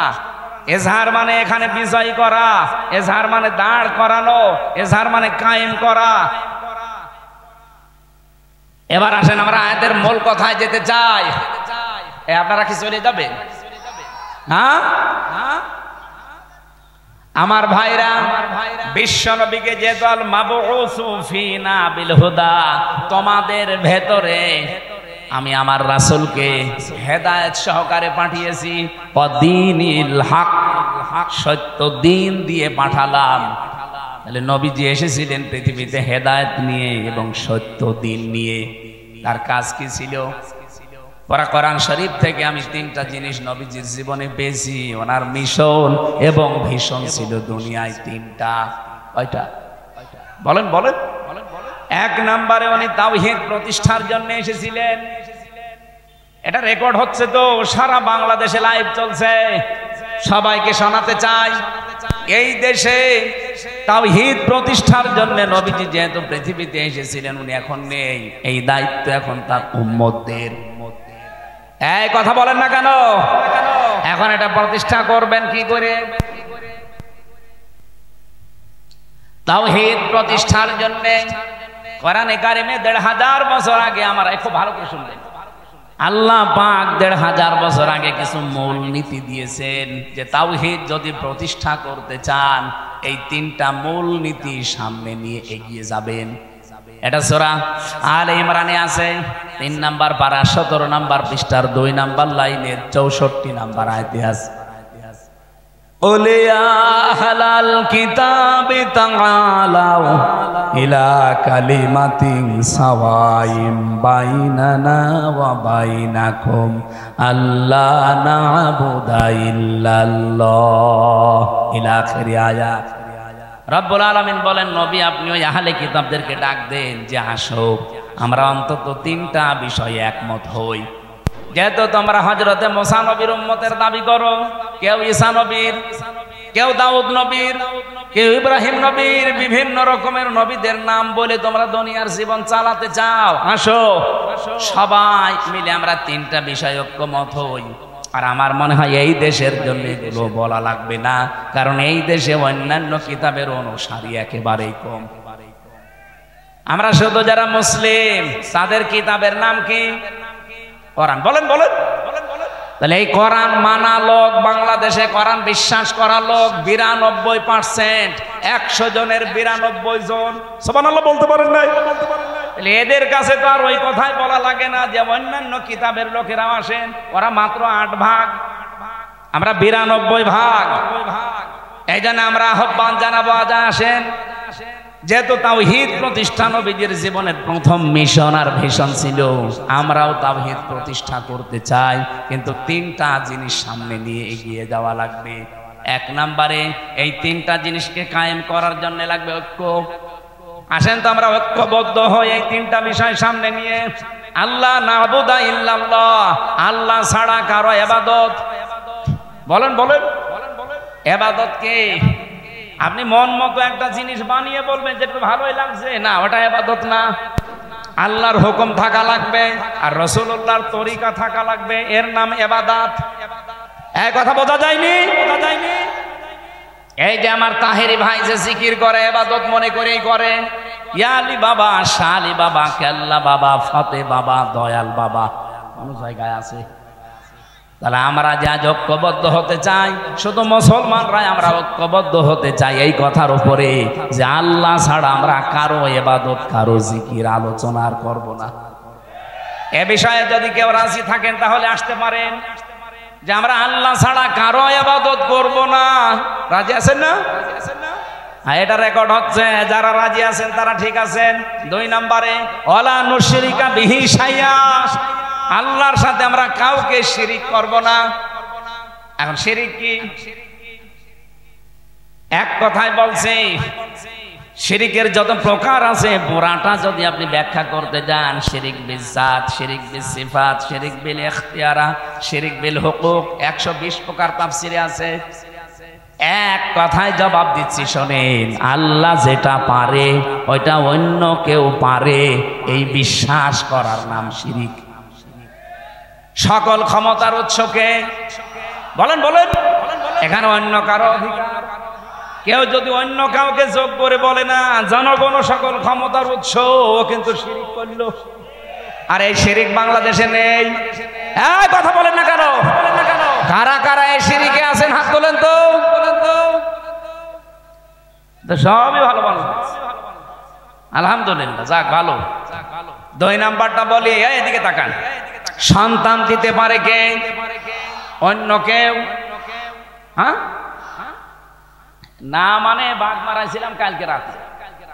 কোন জায়গায় জানো? এই যে বেলঘরিয়া হাট ফাজিল মাদ্রাসা, এই যে এখানে না বাঘমারা, ওই তো বাঘমারা, যে বাড়িতে আমাকে নিয়ে এসে বসিয়েছে, ওই বাড়ি আনার 2টা ছেলে, আর একটা পেটে এসেছে শুনলাম 6 মাস। উনি পরীক্ষা করে দেখেছে ওইটাও ছেলে, কিন্তু উনি মেয়ে চাই। আমার একটা পানির বোতল নিয়ে বলছে, হুজুর এমন পানি পড়বেন যেন এটা মেয়ে হয়ে যায়। মেয়ে না, আমি কি ডাউনলোড করে দেব? কি বিশ্বাস! সেদিন বগুড়া গাবতলী থানায় যে বাড়িতে বসেছিলাম, ওই লোকটা এসে আমার কাছে একটা আপেল নিয়ে বলছে, হুজুর পড়িয়ে দেন। কেন? বাচ্চা। ঠিক আছে, তোরা ফাতিহা পড়ে ফু দিলাম, কারণ ফাতিহা সব রোগের মহা ঔষধ। আমার কানের কাছে মুখ নিয়ে বলছে, হুজুর এমন আপেল পড়বেন যেন ছেলে হয়। আপেল ফেলে দিলাম। আপেল কই? ফেলে দিছি। আরে ভাই, ছেলে হওয়া যদি আপেল পড়ে কাজ হয়, তা আমার ম্যাডামের 3টে মেয়ে হইতো না? কত চেষ্টা করলাম একটা ছেলে হওয়ার, তারপরও মেয়ে। আর আপনি এসেছেন আমার কাছে আপেল পড়তে। আমি আপেল দরকারে নিজে পড়ি, নিয়ে ম্যাডামের ফের খাওয়াবো। চিন্তা করেন কি বিশ্বাসী আছে এরা? আপেল পড়া, পানি পড়া, দুর্গা পূজা, পীর পূজা, কত মানুষের কাছে বিশ্বাসটা নিয়ে গেছে, অথচ ছেলে মেয়ে দেওয়ার একচ্ছত্র মালিকানা হামজার। অনেকে বলছে কার? আরো জোরে। তাহলে এক কথায় জবাব কি পেলেন? আল্লাহ যেটা পারে পৃথিবীর অন্য কেউ সুতরাং মা বোনেরা ভাইরা, বিয়ের পরে 50 বছর ছেলে মেয়ে না হোক, আমাদের জাতির পিতার 86 বছর বয়সে ছেলে হয়েছে, তারপরেও তো তিনি কোনো কবরে মাজারে পীরের কাছে যাননি। এই যে মাওলানা রেজাউল ইসলাম উজ্জ্বল, আপনাদের বাগমারার ছেলে, ওরা 17 বছর বিয়ে হয়েছে, ছেলে মেয়ে নেই। আজকে ওনার বাড়িতে রাতে ছিলাম, আমারে বলছিল আফসোস করি, কিন্তু আজ পর্যন্ত কোনো দিন উনি কোনো পীরের কাছে মাজারে তাবিজ এগুলো নেয়নি। কিন্তু কারো 2 বছর 5 বছর যদি ছেলে মেয়ের মুখ না দেখে ও পাগল হয়ে যায়, কত জায়গায় যে দৌড়িয়ে চলে যায়। আমার এই বিশ্বাসটা যেন আজকে সঠিক হয়ে যায় যে আল্লাহ যেটা পারে ওইটা অন্য কেউ। এবার 3 নাম্বারটা বললে এবার রাগ করবেন না তো? আমি তো আর বানিয়ে বলছি না, রাগ করলে আল্লাহর উপরে করবেন। কার উপরে? আল্লাহ করে। এবার আসেন, বলছে এই পৃথিবী বানিয়েছে কে? কোন ভগবানের হালকা সাহায্য আছে? বলেন। আল্লাহ রাব্বুল আলামিন বলেন, এবার শিরিকটা ধরা পড়বে। আলা লাহুল খালাক ওয়াল আমর, সূরা আরাফের 54 নম্বর আয়াতে আছে মাঝের অংশে যে সৃষ্টিদার, আইন চলবে তার। বলেন না কেন? সূরা আলে ইমরানের 154 নম্বর আয়াতের মাঝের অংশটা একটু দেখবেন। ইয়াকুলুনা হাল্লানা মিনাল আমরি মিন শাইইন উলিন্নাল আমরা কুল্লাহু লিল্লাহ। হে নবী, ওরা জিজ্ঞাসা করে যে আইন কানুন আমরা কি বানাতে পারি? আপনি বলেন না, আইন বানানোর ক্ষমতা কার? সুতরাং বাংলাদেশে 92,000 মুসলমান দাবি করছেন, আল্লাহর পাঠানো আইন এই জমিনে কায়েম বাদ দিয়ে পৃথিবীর কোন মানুষের তৈরি করা আইন যদি কায়েমের জন্য আপনি চেষ্টা করেন, দল করেন, আন্দোলন করেন, আল্লাহর কসম আপনি শিরক নিয়ে আসেন। তো কোন হোসেন নিয়ে আসবেন? ভুল ধরতে নিয়ে আসেন, নিয়ে আসেন। এটা বাংলাদেশ এখন চলছে কিনা বলেন? এরপরেও যদি কারো পরিবর্তন না হয়, এখন এর কিভাবে আপনি হেদায়েত করবেন বলেন? এর মাথার উপরে খাইটে মারা ছাড়া কোনো উপায় আছে? মানুষের মনটা খারাপ হয়েছে আমার এই কারণে, যে এত বাংলায় বলছি যে আল্লাহ বানিয়েছে, আইন চলবে তার, আপনি অন্যের আইন এখানে দাঁড় করাতে চান, আপনি তো শিরিক করছেন। কারণ আল্লাহ যেটা পারে ওইটা অন্য কেউ। এবার আপনি যা ভালো লাগে করেন তো ভাই। আপনি যদি জাহান্নামে যেতে চান, আসেন, আপনাকে 2 লাথি দিয়ে আরো ফেলে দিই। বড় দুঃখ নিয়ে কথাগুলো বলছি, এত চিল্লানো, এত পাল্লানো কি হচ্ছে? আপনার পরিবর্তন আসতে চাই না, আমি কি আপনার ক্ষতি চাই? আপনি নিয়ে এসেছেন এত কষ্ট করে, সে কুষ্টিয়া থেকে সঠিকটা তুলে ধরলাম। আরে ভাই, নামাজ আপনার যদি কমও থাকে, রোজা আপনার কমও থাকে, আমল আখলাক যদি কম হয়, ঈমান যদি খাঁটি হয়, শিরিক না থাকে, আপনি জান্নাতে যেতে পারবেন। আর যদি শিরিক মিশ্রণ হয়, কাদিমনা ইলা মা আমিলু মিন আমালিন ফাজআলনাহু হাবাআম মানসুরা। কোন মানুষ যদি শিরিক মিশ্রিত কিছু নিয়ে যায়, ওটা ধুলি কণার মতো মুখের উপরে নিক্ষেপ করা হয়।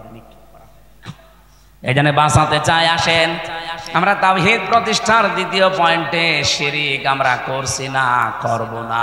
যারা শিরিক করছেন তারা এই ঐক্যে আসতে পারবেন না। 3 নম্বরে, ওয়ালা ইয়াত্তাখিযা বা'দুনা বা'দান আরবাবাম মিন দুনিল্লাহ। আমরা আল্লাহ বাদে অন্য কাউকে অভিভাবক হিসাবে, রব হিসাবে আর মানতে চাই। এই 3টা বিষয় যারা ঐক্যমত হবেন, তারা এক জায়গায় হলে তাওহীদ প্রতিষ্ঠা সম্ভব। ফাইন তাওয়াল্লাউ ফাকুলু শাহাদু, নবী আপনি বলেন, এরপরেও যদি কেউ মুখ ফিরিয়ে চলে যায়, ফাকুলু শাহাদু, আপনি ঘোষণা দিয়ে দেন, সাক্ষী দিয়ে দেন, আযান দিয়ে দেন, ফাআন্না মুসলিমুন, যে আসতে চাও আসো। এই 3টা বিষয়ে যদি ফিরে যেতে যাও, তোমরা আমাদের সাথে আর নেই।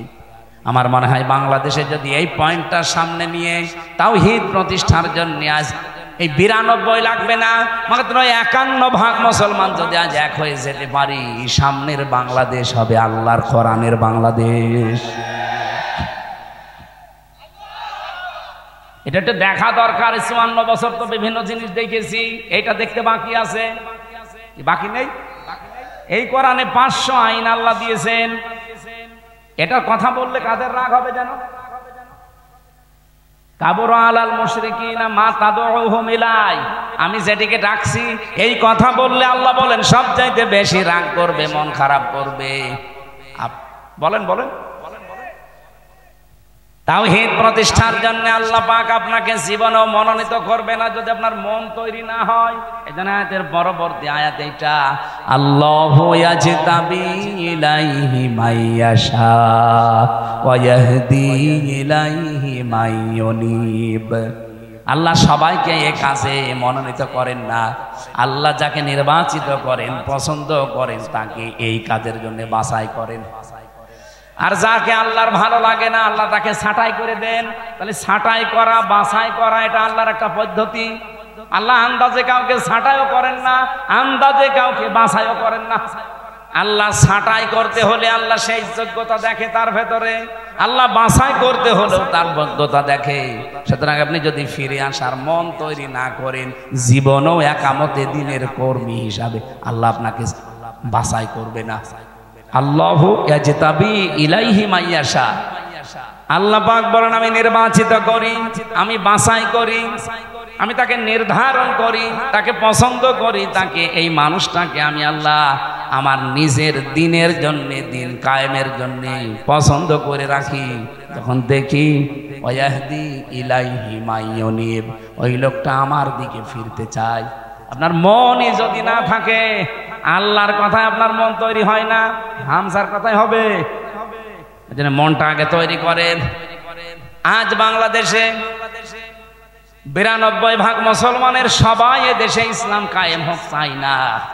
আমি আগস্টের 5 তারিখের আগে একটা জরিপ পেয়েছিলাম, মাত্র 100 জনের 15 জন বলতো আমরা এই দেশে ইসলাম কায়েম চাই।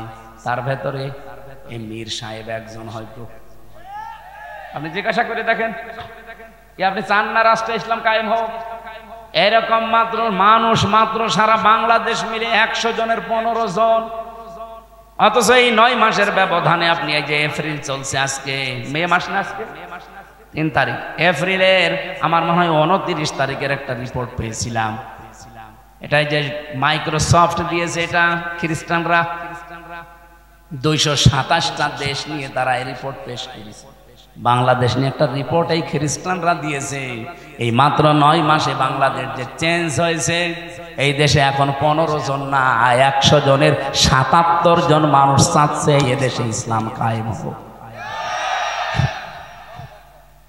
77 জন চলে গেছে, আর কিছুদিন যেতে দেন। আমার তো মনে হচ্ছে যেভাবে দাওয়াতি কাজ চলছে সারা বাংলাদেশে, কুষ্টিয়াতে কয়েকদিন আগে আমার নিজের পাশের ইউনিয়নে 4000 মানুষ একামতে দিনের কর্মী হওয়ার জন্য একবার শপথবদ্ধ হয়েছে। কোরআনে কারিমে পড়েছিলাম 1500 বছর আগের আয়াত, ইযা জা নাসরুল্লাহি ওয়াল ফাত। যখন আল্লাহর সাহায্য আসবে তখন আপনি বিজয় দেখতে পাবেন। আর বিজয় আসলে আপনি প্রথম নাম্বারে দেখবেন ওয়ারাইতান নাসা ইয়াদখুলুনা ফি দীনিল্লাহি আফওয়াজা, দলে দলে পালে পালে মানুষ ইসলামে প্রবেশ করছে। প্রশ্ন আসতে পারে, ওরা তো মুসলমান, আবার ইসলামে আসলো কি করে? না, যারা আল্লাহর দিন কায়েমের জন্য, আল্লাহর আইন কায়েমের জন্য চেষ্টা করে না, এগুলো মুসলমান হতে পারে না। কারণ এই আদেশ শুধু আল্লাহ হামজাকে দেয়নি, শারআ লাকুম মিনাদ-দ্বীন মা ওয়াসসা বিহি। ওয়াসসা মানে নরমাল কোনো বিষয় না। আপনি যারা আরবি অভিধানগুলো ভাঙতে পারে তাদের জিজ্ঞাসা করে দেখেন, ওয়াসসা মানে শক্তিশালী নির্দেশ। আল্লাহ বলেন আমি নির্ধারিত করে দিলাম, শারআ লাকুম মিনাদ-দ্বীন, তোমাদের সবার জন্য একটা দিনকে, জন্য দিনের আগে আলিফ লাম আছে। এ পৃথিবীতে বহু দিন আছে, সব দিনকে আল্লাহ নির্ধারিত করেননি, একটা দিনকে মাত্র নির্ধারিত করে দিয়েছেন, তার নাম, দিনের নাম যে ইসলাম। আপনি কোথায় পেলেন? 4500 দিন চলছে এখন দুনিয়ায়।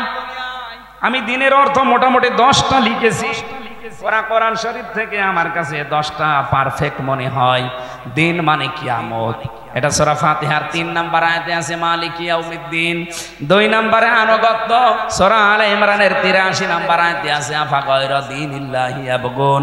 3 নম্বরে জীবন ব্যবস্থা, সূরা মায়েদার 3 নম্বর আয়াতের মাঝের অংশে আছে আল ইয়াউমা আকমালতু লাকুম দীনাকুম।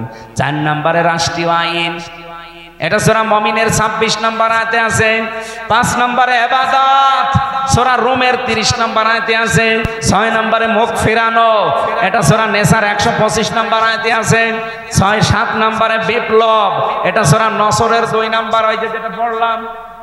দলে দলে পালে পালে মানুষ ইসলাম কায়েমের জন্য দেখবেন ঝাঁপিয়ে পড়বে। আমার পাশের ইউনিয়নে 4000 মানুষ, এতদিন তারা বলতো আমরা মানুষের আইন এই পৃথিবীতে কায়েম করতে চাই, এখন তারা সবাই ফরম পূরণ করে বলছে আমরা আল্লাহর আইন কায়েম করতে চাই। এখন আমাকে বলেছে এই 4000 মানুষকে খাবার দেওয়া লাগবে, অসুবিধা নেই, টাকা তো সারা দেশ থেকে দেবে মানুষ, আমি নিয়ে যে ঢালবো।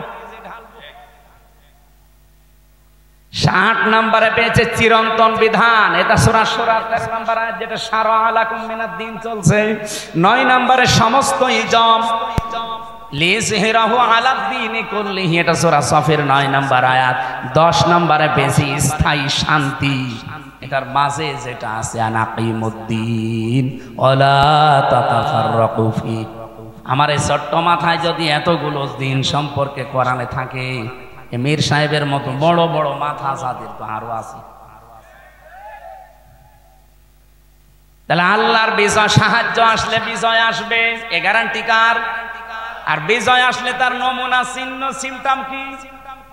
দলে দলে পালে পালে আফওয়াজা, মানে দলে দলে ফি দীনিল্লাহি, আল্লাহর দ্বীনের ভেতরে। এই যে দ্বীন মানে জীবন ব্যবস্থা, জীবন বিধান, রাষ্ট্রীয় আইন, কতগুলো বললাম না? আল্লাহর জমিনে আল্লাহর দ্বীন কায়েম করা, এটা যদি কারো কাছে রাজনীতি মনে হয়, কারো কাছে ধর্ম ব্যবসা মনে হয়, আপনার কাছে দুনিয়ার কাজ মনে হয়, মনে করেন আমি এইটাই জীবনের আসল কাজ মনে করি। কারণ দিন কায়েম নেই, এই জন্যই ডাকাতি হচ্ছে, এই জন্যই চুরি হচ্ছে, এই জন্যই ছিনতাই হচ্ছে, এই জন্যই ঘুষ চলছে, এই জন্যই ডাকাতি চলছে, জেনা চলছে। 4 বছরের আসিয়া পর্যন্ত মাপ যাচ্ছে না। কথা বলে না কেন? কথা বলে না কেন? একটা নাজিল হয়েছে কখন? আলেমদের জিজ্ঞাসা করেন। মক্কার জীবনটা 4 ভাগ। প্রথম 3 বছর কষ্ট, এরপরে আরো 5 বছর আরো কষ্ট, এরপরে আরো 3 বছর আরো কষ্ট, এরপরে আরো 2 বছর আরো কষ্ট। আপনি 4 ভাগে মিলিয়ে দেখেন ইসলামের ইতিহাস থেকে, এই 4টা ভাগ করলে নবীজির জীবনের সর্বশেষ যে পয়েন্টটা আছে সেই পয়েন্টে কিন্তু আয়াতটা নাজিল হয়। আল্লাহর নবী কষ্ট করেছিলেন সব মিলে কত বছর? 13। বলেন বলেন। 3 বছর আর 5 বছর কত হয়? এরপরে 2 বছর, এরপরে 5 না, এরপরে 3, এরপরে 3। প্রথমে 3, এরপরে 5, এরপরে 2, এরপরে 3, এই 13টা বছর তিনি কষ্ট করে, এই এদিকে তাকান, 13 বছর কষ্ট করে শেষ হয়ে যায়নি। 13 বছরের পরে উনি 10 বছর এইটা দিয়ে রাষ্ট্র চালিয়েছিলেন। আমি হিসাব করে মিলিয়েছি, এই বাংলাদেশে অলরেডি আমরা কষ্ট স্বীকার করে ফেলেছি মক্কার এই জীবনের মতো 15 বছর।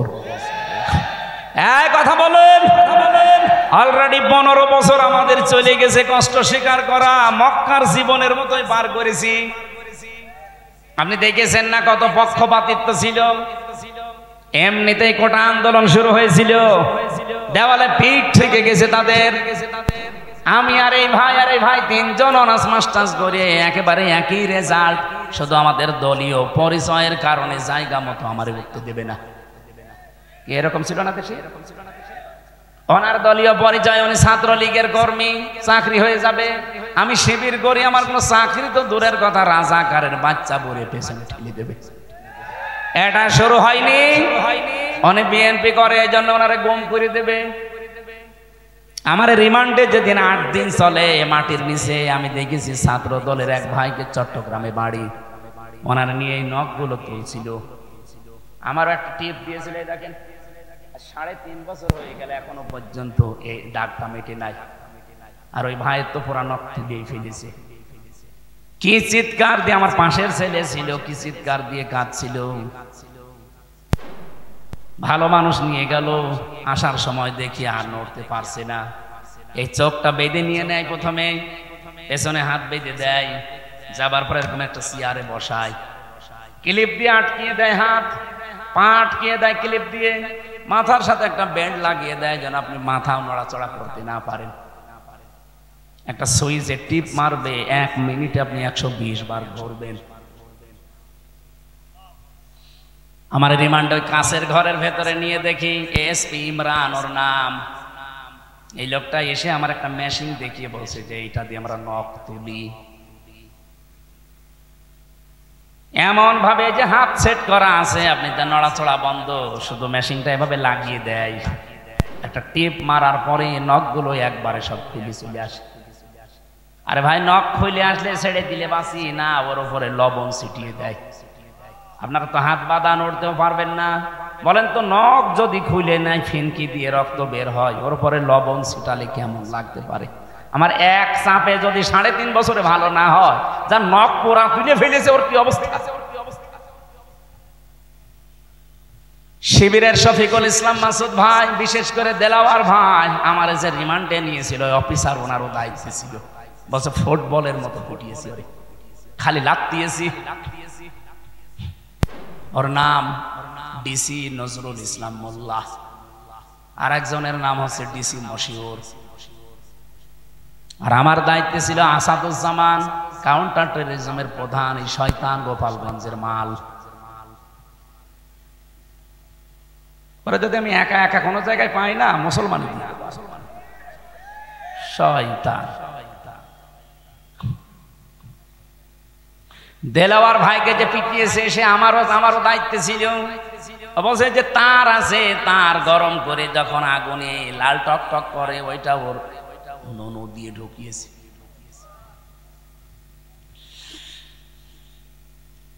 ওনার লজ্জাস্থান নষ্ট হয়ে গিয়েছিল, পরবর্তীতে চিকিৎসার মাধ্যমে আল্লাহ আবার ফেরত দিয়েছে।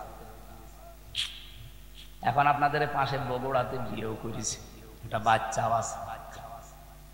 এই বাংলাদেশের সবচাইতে বেশি 67 দিন রিমান্ডে ছিল আল্লাহর এই বান্দা, জীবন্ত শহীদ দেলাওয়ার।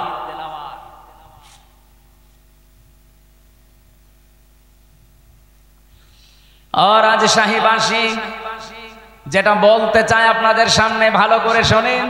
নবীজির মিশন আর ভিশনের ভেতরে কিন্তু এখন আমরা আছি দিন প্রতিষ্ঠা করা, তাওহীদ প্রতিষ্ঠা করা, 2 নম্বরে মানব অধিকার প্রতিষ্ঠা করা। এটা সূরা নিসার 58 নম্বর আয়াতে পাবেন। আর এটা প্রতিষ্ঠা করার জন্য কি কি করা লাগবে আল্লাহ সেইটাও দিয়েছেন। ইন্নাল্লাহা ইয়া'মুরুকুম আন তুআদ্দুল আমানাতি ইলা আহলিহা।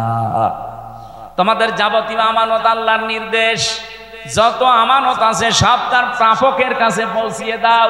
তাফসির যারা পড়তে পারে তাদেরকে বলছি বাড়িতে মিলাবেন, তাফসিরে মারেফুল কোরআনে আমানাত এখানে ভোট লেখা আছে। আপনি যে দেখবেন 9টা অর্থ লেখা আছে। ভাই আমার মনে আছে, আমি তো আগের মতো এই জন্য তো আদায়ের মাহফিল নিতে চাই না, এগুলো নিতে চাই না, তো এই কারণে আগামীতে আদায় করা যেখানে এসব সমস্যা আছে আমরা নিয়ে আনবেন না। একটা বিষয়, একটা গুরুত্বপূর্ণ বিষয়টা এই ক্লিয়ার না হলে শেষে সকালবেলা তো নিজেরাই ফতোয়াবাজি করে না, এত কষ্ট করে নিয়ে আসলাম, কি বলে গেল, কি বলে গেল, মানে আপনি টের পাচ্ছেন কি বলছি? চালানে বারবার 3টা চিঠি দিল, সভাপতি মিলে, ভাই মিলে, উনি মিলে এত চিঠি দিলে আমার তো মাথায় যা আছে সবকে ভুলে যাবো। নেন আপনার আগে টাকা তুলে নেন। যারা যাচ্ছে ভেতরে যা যা এনেছেন এই মসজিদের উন্নয়নের জন্য চাচ্ছে, দয়া করে একটু হাত খুলে দিয়ে দেন, এরপর আমরা আরম্ভ করছি। কই লোকজন কই? হ্যাঁ, যা এনেছেন একটাও যেন বাড়ি নিয়ে যান না, ভাড়া বাদ দিয়ে সব দিয়ে যান। আর এইভাবে আলোচনা ভুলে যায়। আমি এই মেয়েদের ওপর একটা বই লিখেছিলাম জেলখানায় বসে বসে, ওরা তো লিখতেও দেয় না। ফাঁসির কন্ডেম ছেলে, বহু কষ্ট করেছিলাম। দাম্পত্য জীবনের সমস্যা এবং তার সমাধান, এটা মেয়েদেরকে পড়াবেন। 120 পৃষ্ঠা করেছি। আর এটা শিক্ষিত মানুষদের জন্য, সৃষ্টি নিয়ে, এটা সবার জন্য না। যারা শিক্ষিত মানুষ আছেন এটা নিলে কাজে লাগবে আপনার। যদি পারেন এই দুইটা নিয়েছেন, ওই গাড়িতে মনে হয় কোন জায়গায় আছে জানেন। এই লোকজন কয় গো আপনাদের? কে একটা লোক তো দেখি না। আপনাদের সময়কে 15 মিনিট দেবো আমি, 2 মিনিট খালি সময়গুলো। এখন 1 ঘন্টা 1.5 ঘন্টা চলছে, আর তাড়াতাড়ি করেন। এই ওইটা চলে যাচ্ছে মানে? ও আপনি টাকা তুলবেন, তোলেন তাড়াতাড়ি করেন। এসে হোসাইন কই? হ্যাঁ কনে চলে গিয়েছে, এসে টাকা তোলা আমি পারি? ও সাঁতারে নিয়ে এসে লাভ কি আমার? টাকা তোলার সব দায়িত্ব আমার দেয়, আমি যেটা পারি না এটা আমার দেন কেন? এত তথ্য লিখে নিয়ে আসলাম এই আয়াত সম্পর্কে, এখন মনে হয় 20 পৃষ্ঠা আমি লিখেছি এই আয়াত নিয়ে। এত কথা লিখে আছে, সব তো বলা লাগবে না? না মাইক নেন, আপনার হাতে নেন। জানি না ভাই, টাকা তুলতে হলে হাওয়া দেওয়া লাগে। হাওয়া পাবো কোথায়? দেন আপনি হাওয়া পারলেন। সম্মানিত ভাইয়ের আমার, সত্যি আজকের এই আয়োজন আমাদের মোহতারাম মুফতি আমির হামজা ভাই স্যাক্রিফাইস করেছেন আমাদেরকে একটু সময়। তো আপনার মুহূর্তের মধ্যে যে আপনারা যারা ব্যাগ নিয়ে আছেন তাদের কাছে আপনারা দিয়ে দেন, যার যার কাছে যা আছে দিয়ে দেন। কারণ হচ্ছে এই আয়োজন আসলে সহজ বিষয় নয়, এই জন্য একটা গুরুত্বপূর্ণ খরচ। এরপরে মসজিদের উন্নয়ন কল্পে যেহেতু জালসা, সে কারণে আপনারা কেউ মাহরুম করবেন না। মেহরবানি করে আপনারা সবাই আল্লাহর ঘর বাইতুল্লাহর জন্য আপনারা সবাই পকেটে হাত দিবেন এবং আপনাদের এই যে কাছে যে ব্যাগ যাচ্ছে, ব্যাগে আপনারা দিয়ে দেন, মুহূর্তের মধ্যে দিয়ে দেন। কারণ মোহতারামের তারা আলোচনার শেষ প্রান্তে এসেছেন, সুতরাং গুরুত্বপূর্ণ পয়েন্ট তিনি আপনাদের কাছে বলেই বিদায় নেবেন। এই জন্য আপনারা কেউ উঠা বসা করবেন না, কেউ চলে যাবেন না। সম্মানিত উপস্থিতি, আসলে আজকের এই আয়োজনের অনেক খরচ কর্তৃপক্ষ অনুরোধ করেছেন, সেই কারণেই মোহতারাম আপনাদের কাছে নিবেদন রেখেছেন, মুহূর্তের মধ্যে আপনারা সবাই দিয়ে দেন। আসসালামু আলাইকুম ওয়া রাহমাতুল্লাহ। একটু তাড়াতাড়ি করেন ভাই। সুবহানাল্লাহ আলহামদুলিল্লাহ লা ইলাহা ইল্লাল্লাহ, সুবহানাল্লাহ আলহামদুলিল্লাহ লা ইলাহা সুবহানাল্লাহ আলহামদুলিল্লাহ। আপনাদের মাটি এবং মানুষের সন্তান ডাক্তার আব্দুল বারী 40,000 টাকা পাঠিয়েছেন না 4,000? ও বাবা, গরিব মানুষ না? আল্লাহ যেন তার এই টাকা কবুল করেন, বলেন আমিন। হ্যাঁ, আগামীতে 40 না 40 লক্ষ টাকা দেবে আপনাদেরকে ইনশাআল্লাহ। টাকা দেবে কি করে? টাকাকে উপায় করা গিয়েছে 15 বছরে। সব ওদের টাকা সব এখন বাইরে। আমরা তো এই বাইরের দেশে যেয়ে দেখতেছি শয়তানরা টাকা কামাই করেছে, পাঁচিয়েছে, পাচার করেছে, কিন্তু এখন ভোগ করতে পারে না। যে হোটেলে চোরের মতো থাকে, যে দেশে যাই দেখি চোরের মতো বসে আছে। কি দাদা এখানে? হুজুর দোয়া করেন, আমি আগেই পালিয়েছি। আগে আপনি পালালেন কেন?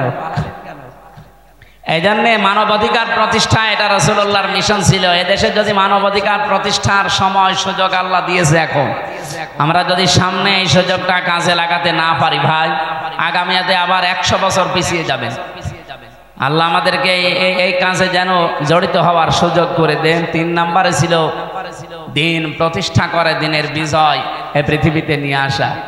আমরা যে আয়াত পড়েছিলাম, এই আয়াতের বাস্তব উদাহরণই এইটা। মা তাদউহুম ইলাই, হে নবী আপনি সবাইকে কাজে ডাক দিয়ে পাবেন না। আল্লাহু ইয়াজতাবি ইলাইহি মাইয়াশা, যাকে আল্লাহ মনোনীত করবেন, নির্বাচিত করবেন, যাকে আল্লাহ বাছাই করবেন তার দিন কায়েমের জন্য, তাকে ছাড়া আপনি এখানে কাউকে নিয়ে আসতে পারবেন। এজন্য আমার বলার দায়িত্ব ছিল, আমি বলেছি নির্বাচন করার দায়িত্ব, নির্বাচিত হওয়ার দায়িত্ব এবং ছাঁটাই করা, বাছাই করার দায়িত্ব কার? আল্লাহু, আল্লাহর নিজে। ওয়াহদি, হ্যাঁ, কাকে দেবেন আল্লাহ এই কাজের দায়িত্ব? পছন্দ করবেন কাকে? ওয়াহদি ইলাইহি মাইয়ুনিব, যেই মানুষগুলো পৃথিবীতে আল্লাহর দিকে ফিরতে চান। সম্মানিত ভাইরা, যেহেতু বাস্তব উদাহরণ বলার সময় আমি প্রথমে একটা কথা বলেছিলাম, দিন আমাদের দেশে কায়েম নেই। যতটুকু কায়েম আছে এটা যেন নষ্ট না হয়। আগামীতে পুরাটা কায়েম করতে চায়, আর যতটুকু আছে এটা যারা নষ্ট করার পায় তারা করছেন। এই নারী কমিশন বহু চেষ্টা চালাচ্ছে, এদের পেছনে রাঘব বোয়ালরা। এই জন্য জীবন থাকতে দেশের একটা মুসলমান জীবিত থাকতে দেশে নারী কমিশন কায়েম হতে দেওয়া যাবে, কারণ এগুলো পুরো আল্লাহর বিরুদ্ধে, রাসূলুল্লাহর বিরুদ্ধে। আল্লাহ আমাদেরকে দিন কায়েমের আন্দোলনে নবীদেরকে যেভাবে নির্দেশ দিয়েছিলেন কিয়ামত পর্যন্ত এই নির্দেশ বলবৎ থাকবে। সূরা শুরার 13 নম্বর আয়াতটা দুনিয়ায় মেনে চলার তৌফিক যেন দান করেন, আমিন, আল্লাহুম্মা আমিন। রব্বির হামহুমা কামা রব্বায়ানি সাগীরা লা ইলাহা ইল্লা আনতা সুবহানাকা ইন্নী কুনতু মিনাজ জালিমিন। আল্লাহ তাআলা রাজশাহী জেলার সাদপাড়া বাগমারা থানার দিকে তাকাও, হাজারো মুসলমান কোরআনের কিছু গুরুত্বপূর্ণ কথা আমরা শুনেছি, জীবনে আমল করার তৌফিক দাও। সওয়াবগুলো তুমি নবীজির রওজায় পৌঁছিয়ে দাও। যারা ঈমান নিয়ে ঘুমিয়ে গেল কবরে এদেরকে মাফ করো। যে যুবকগুলো এই মাহফিলের জন্য চেষ্টা চালিয়েছে এদেরকে যে মা পেটে নিয়েছে মায়ের পেট খাদিজার মতো বানিয়ে দাও। মেয়েদের জন্য আলাদা করে কিছু বলা গেল না, আল্লাহ মেয়েদেরকে তুমি খাদিজাতুল কুবরার মতো জীবন দাও, স্বামী সোহাগিনী বানিয়ে দাও, পরিবারে মেহেরবানি করে শান্তি দান করো। আমাদের প্রত্যেকের মনের ভেতরে দিন কায়েমের আকাঙ্ক্ষা আগ্রহ তৈরি করে দাও। এলাকায় মাটির নিচে যারা ঘুমিয়ে আছে কোরআনের ইজ্জতে মাফ করো। যে মসজিদটা দেখলাম আল্লাহ এটা কিয়ামত পর্যন্ত এখানে কায়েম রাখো। যারা এর সাথে জড়িত আছে এটা কি দিনের পরে দিন আরো বিউটিফাই, আরো সুন্দর উজ্জ্বল করার সুযোগ করে দাও। বারাকাল্লাহু লানা ওয়া লাকুম ফিল কোরআনিল আযীম। কার কাছে কখন আজরাইল আসে জানি না, যখনই আসবে যেন জীবনের শেষ কথা বলতে পারি লা ইলাহা ইল্লাল্লাহু মুহাম্মাদুর রাসূলুল্লাহ।